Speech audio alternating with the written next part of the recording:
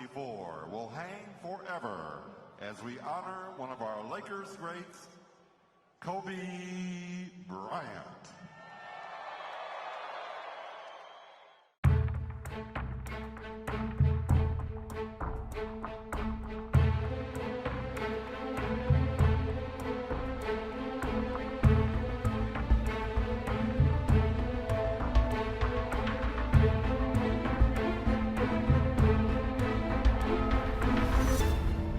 In 2010, Kobe Bryant finally earned redemption.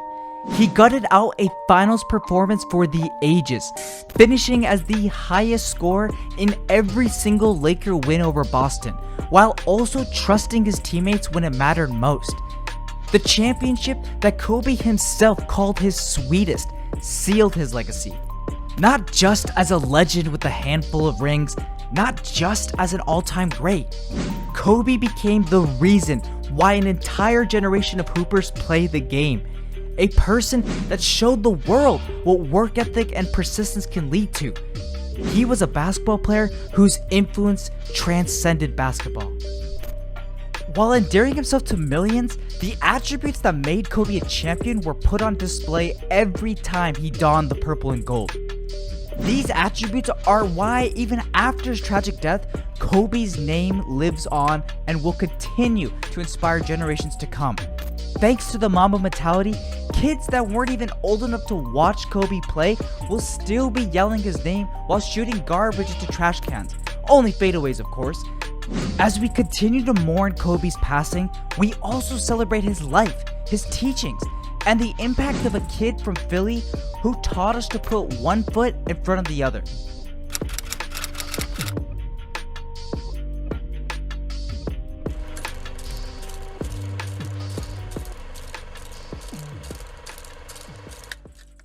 If you watched Kobe Bryant play basketball for even one game, one thing immediately stands out: his passion and drive to play the game at the highest level. Instead of playing cards or watching movies on team flights, Bryant was all business, watching tape of the Lakers' next opponent. When teammates saw their leader putting in the work, it inspired them to do the same. Sasha Vujicic remembers those plane rides, saying, "Watching him dissect game films post-game during this run was something else.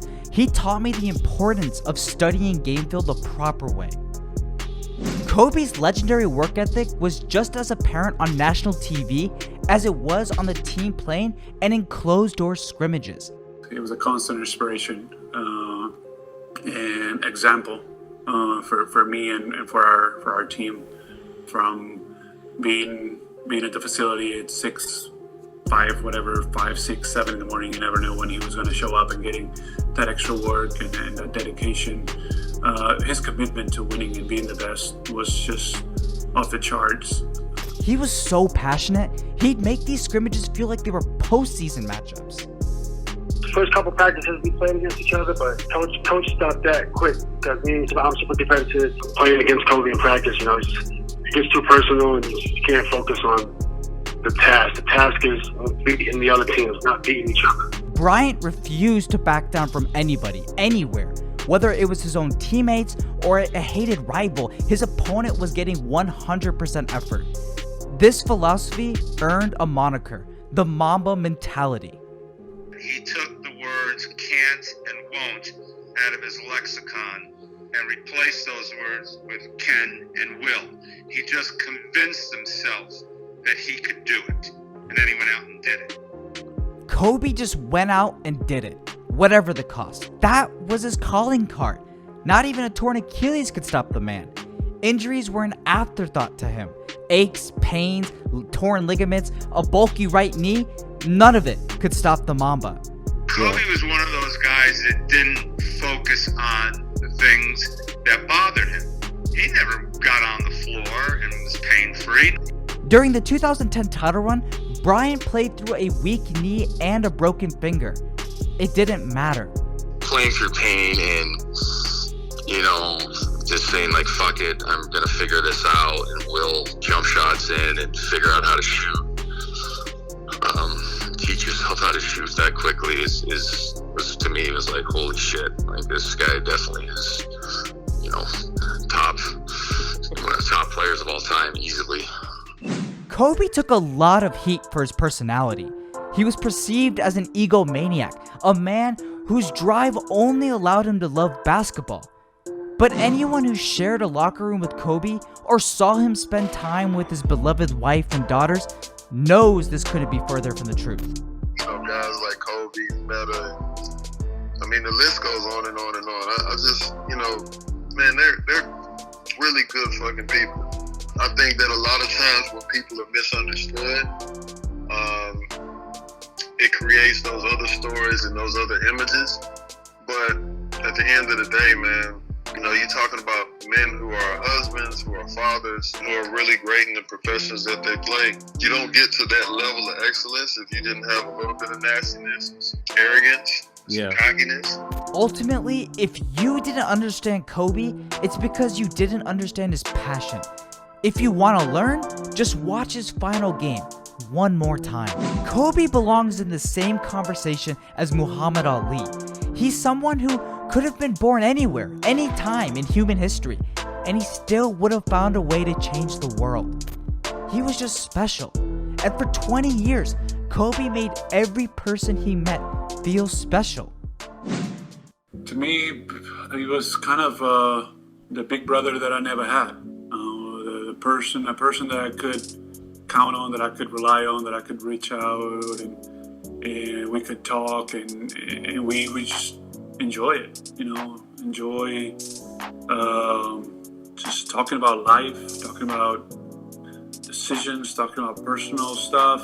He meant so much. First, as a teammate, he made me a better player. He brought the best out of me.